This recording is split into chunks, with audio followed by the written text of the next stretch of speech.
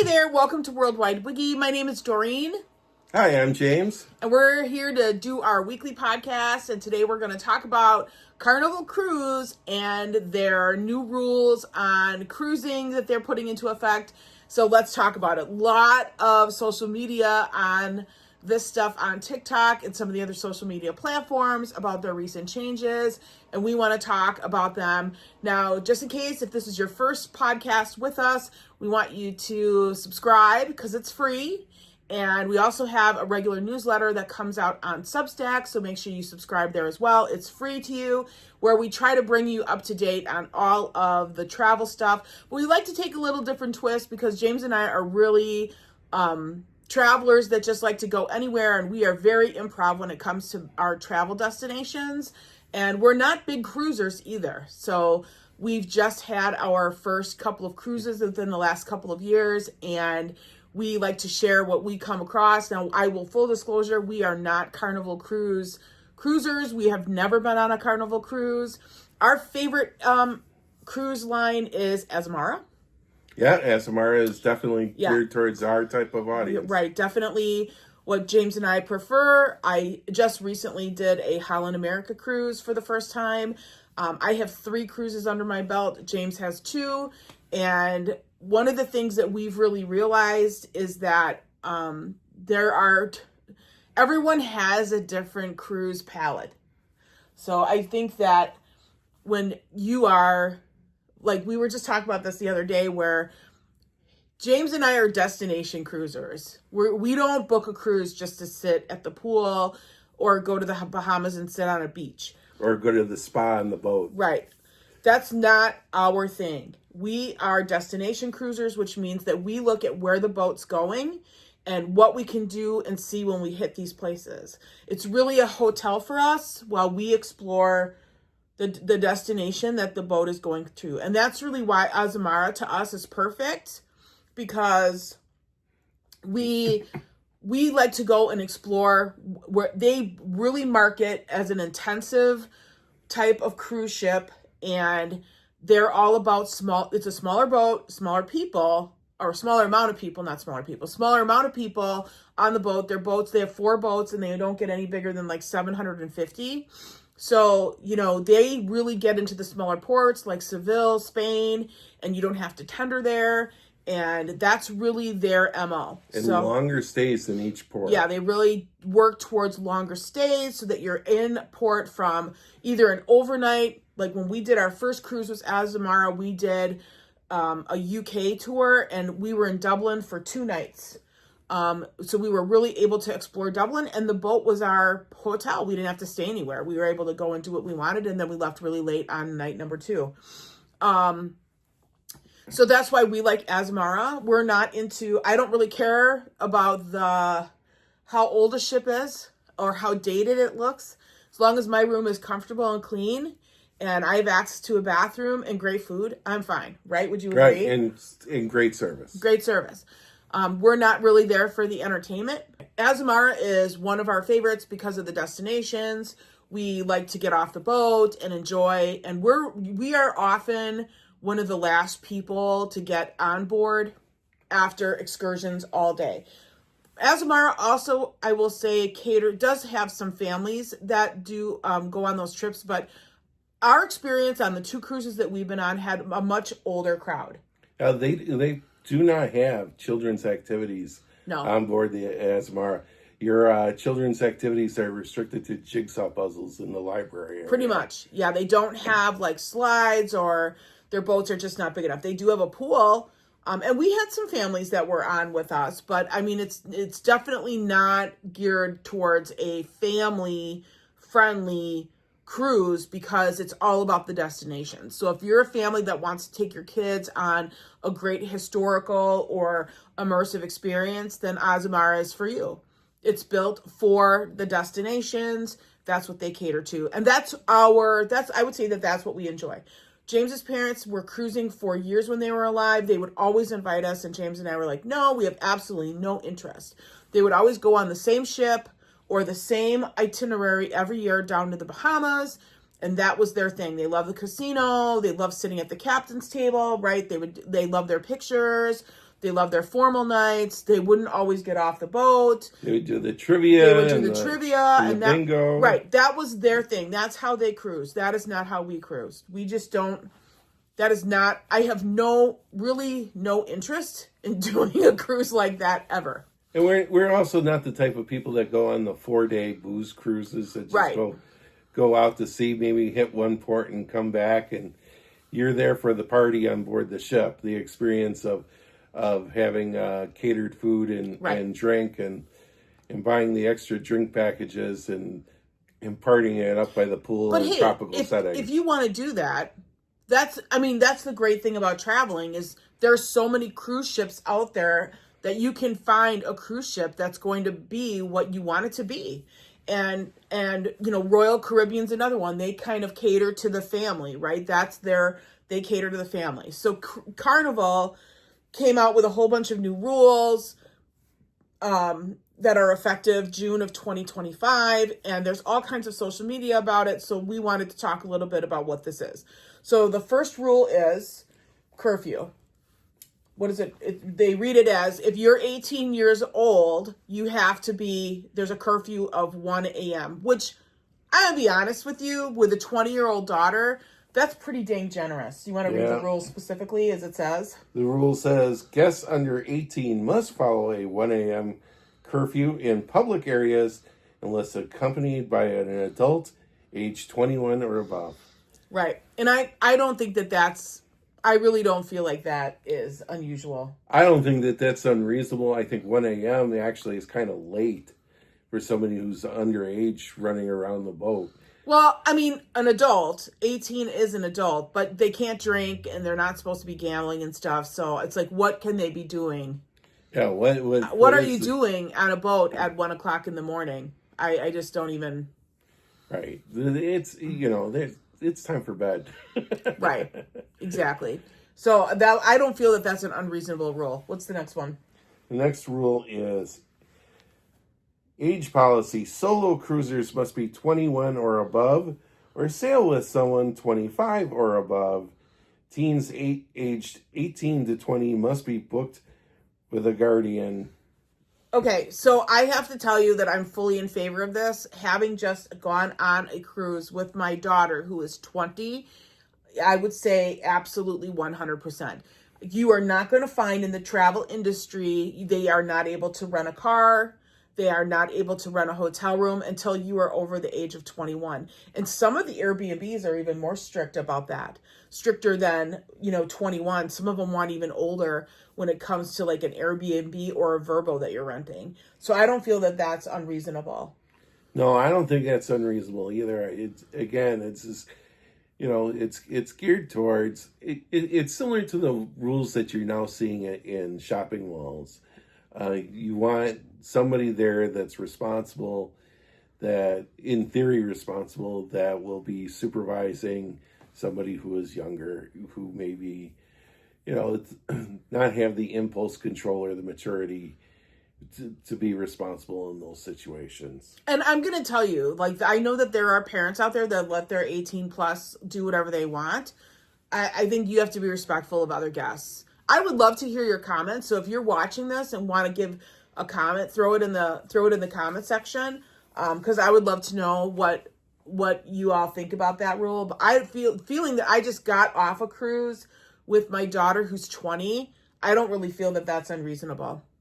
No, I don't think do you really want them to be going to a show that you're not sure of the content and hanging out with people that are much older than them, and it just puts them at risk too. Exactly. Yeah. What's number 3? Number 3 is the fan ban. Yeah. Okay. So there's a fan ban. I found this interesting. So they're not getting rid of the personal fans. I thought that was a little weird because I think when you're dancing and in a club type situation, I can understand the fan, because they're talking about the regular fans. You can hit people with it and all that kind of stuff. But I'm surprised about the personal fans because those rotate. And if you get somebody with long hair, that could get stuck in a closed proximity. So I was kind of surprised that they just did the regular fans.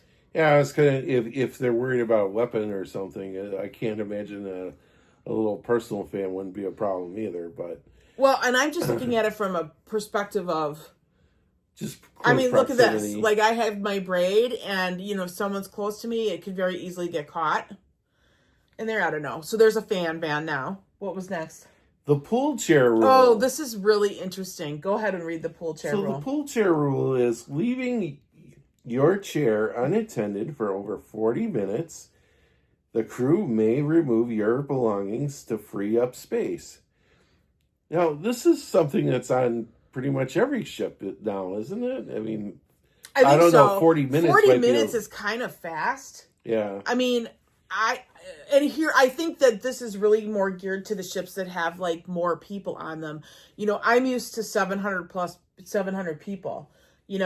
We didn't really have a problem with chairs on the 2 cruises that we took together for Azamara, and with the Holland cruise we were on, we had more issue trying to get a table in the buffet area to eat, and then would eat in the pool area. And with when we traveled in Canada, truth is the pool was somewhat cold, so we didn't really run into a problem finding chairs. Well, when we were traveling Ireland and Great Britain, there was nobody in the pool area except for that one day.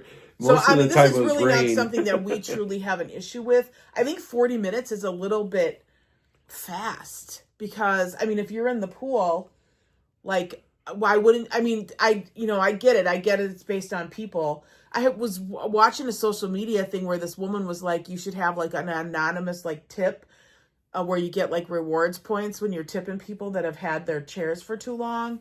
I thought that was kind of wild too. Anyway, so I personally have not dealt with that. I'll just admit too, as a bigger woman, I'm not somebody who's always out there showing my swimsuit in the pool. I prefer a hot tub over anything else. So, my thing is with a 40-minute rule, if there's a wait at the bar, and you're in. And during some of those lunch times, like, you're waiting long for your food. Yeah, you can see where 40 minutes can go by where you're not pretty in fast. Your chair. Absolutely. And you almost end up leaving somebody behind to watch over your chairs. But on the other hand, what it prevents is somebody from getting up in the morning, walking out to the pool deck, throwing a blanket on a chair, on the preferred chair, and then going off and doing things for the day, and then claiming that chair for the whole day, whether or not they actually use it. And that's what they're trying to prevent. And I think the 40 minutes gives the crew some leeway that if by chance that they make a mistake, well, they can say, well, you were gone for 45 minutes or an hour. And even if you're still using the chair. But this seems to be a problem on other cruise ships as well, not just Carnival. And it seems to be an issue that they're all addressing by having this rule. Yeah, I think that it comes up quite a bit on the other cruise ships. Okay, what's next? Behavior equals consequences. Disruptive guests can be removed without a refund and may be fined up to $5,000. Well, I don't have a problem with that. Again, we've been very lucky where we haven't had a lot of issues with behavior, but I've certainly seen video and have heard people who've had terrible behavior from other guests. Yeah, Carnival is rapidly gaining a reputation of being the Chuck E. Cheese of the seas, as far as, having fights break out and things like that.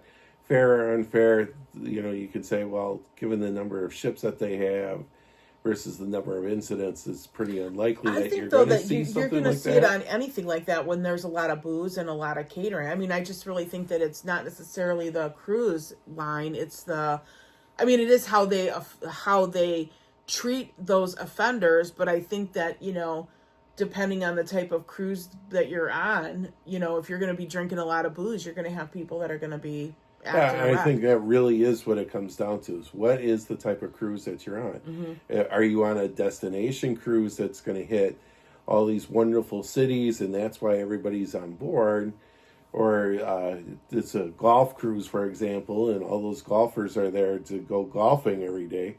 They're not the audience that's going to cause a disruption.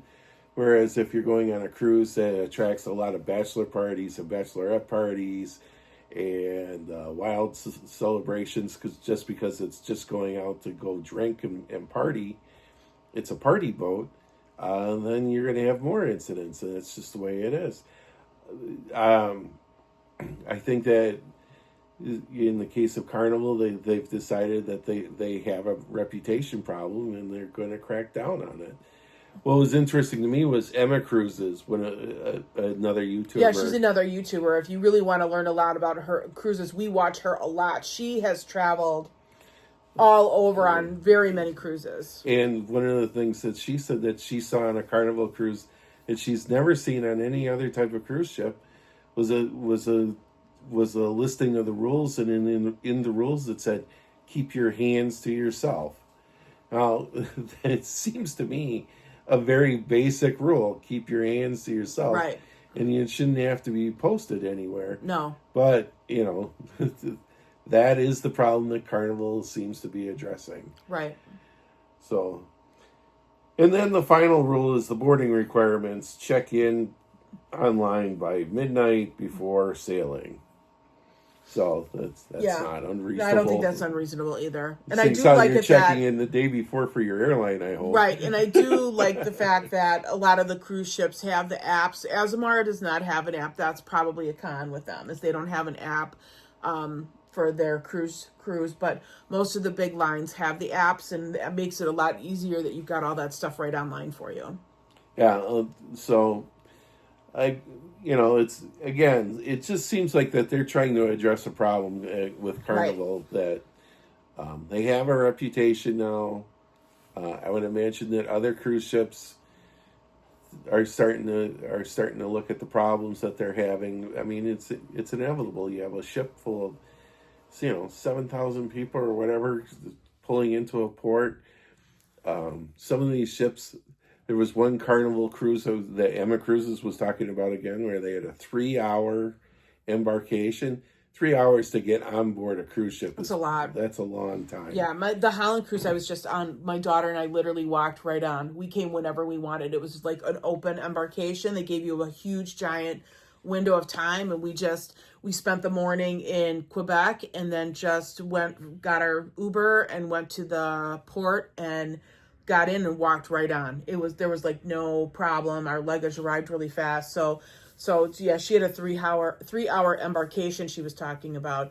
And Azamara does time windows. So if you have a time window slot, you're supposed to show up for that particular time and get on board. Now, we didn't have any problem with our embarkation with Azamara either, but we were with a group. So that can be a little bit in Athens, it was probably took 20 minutes. Yeah. 20 minutes. Again, I think the big thing here is if you have never cruised before, and that's where we're kind of coming from. We have never cruised before. We've had experience with our in-laws doing cruises.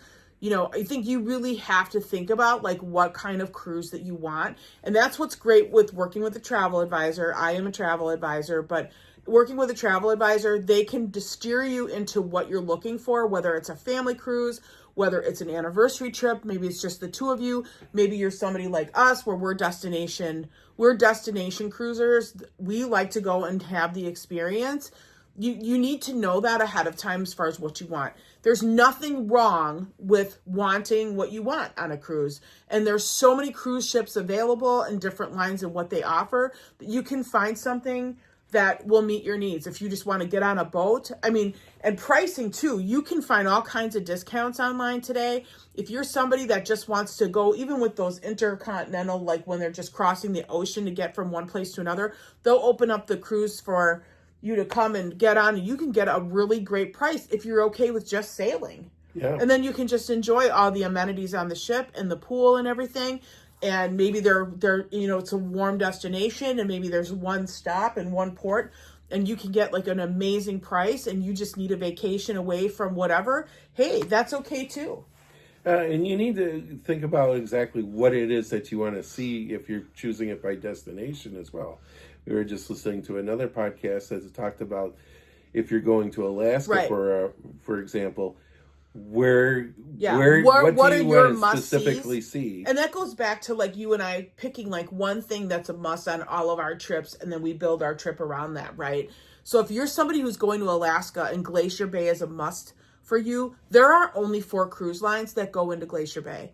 So if that's a must, you're already narrowed down to those 4 cruise lines and an itinerary that includes Glacier Bay. Because there's only 4 that get access to Glacier Bay to do the cruise ships. So what you want to do is going to determine what cruise ships you're going on. And that's the same as far as amenities. And, again, if you're a family, Royal Caribbean is kind of the family cruise line. They really cater to families. There's all kinds of things for kids to do. If you've got younger kids that enjoy the water parks, that enjoy the roller coasters, the kids areas, and you're looking for time away from your kids, Royal Caribbean's got a ton of things for your kids to do all the time. So that might be the cruise ship for you. That's not a cruise ship that we're going to be on. Or Disney or Carnival. Yeah, or Disney or Carnival. Those are not ships that James and I are probably going to be on because that's not really... or if, if you're into gambling on board a ship, you better look ahead of time to make sure that there's still that's a big casino. one too. Like Azamara has no casinos on their ships. They took the casinos out. So that's not even an option. And some other cruise ships have done the same thing. So if you really want to gamble, then, we were watching Emma Cruise today, and she was on a boat that had a ton of gambling and tables. If that's your thing, you need to make sure that your cruise ship has it. Yeah. So really, if you're planning a cruise, and they're booking out already 2027. So if you're looking at doing a cruise, you can book out now 2 years in advance. Really think about what you want to do to get the most out of your trip. We've got a book. We already have our cruise booked for 2026 in August. We're going to Ireland on Azamara, and we're doing their Eclipse tour, which includes totality in the ocean. So one of the stops is actually taking the boat out that first week of August with the total eclipse in 2026 and actually going into totality. And they're doing a totality day at sea where we get to see the totality of the eclipse. We booked that. We booked that early in January. So almost 18 months before. Right. And as a result, we got specials and things like that. Right. We took advantage of a lot of discounts. And it was already booking up. In fact, we got the very last veranda suite on the boat. Yeah. And that's the risk that you run. Some of these more popular destinations, they tend to sell out, and then you're stuck. Getting a cruise around Ireland is a little bit trickier. Exactly. But on the other hand, there are boats leaving out of Miami every single day going on a cruise in the Caribbean. That's what you're into. And somebody said too, like Nassau in the Bahamas their port can handle 30 cruise ships. So you could honestly be in Nassau on a day where all 30 cruise ships are literally ported there. Yeah, that just boggles my mind. I know, me too. Because again, we're not regular cruisers. James and I are destination cruisers. So if you're looking at doing a cruise and you've never done a cruise before, you really have to think about like what you want to do, what are your big hits, and plan your itinerary from there. And if you need help, you can always check me out. My email and information is on the page. And if you subscribe to the newsletter, James always includes it too. So, all right, everyone. All right, everybody, have a great day. See us next week, same time. We'll have the next podcast loaded on Sunday. And again, we are trying to work our way to 50 followers so that we can go live on YouTube instead of pre-recording. So please like, subscribe, share. All right. Have a great day, everyone. Thanks. Bye.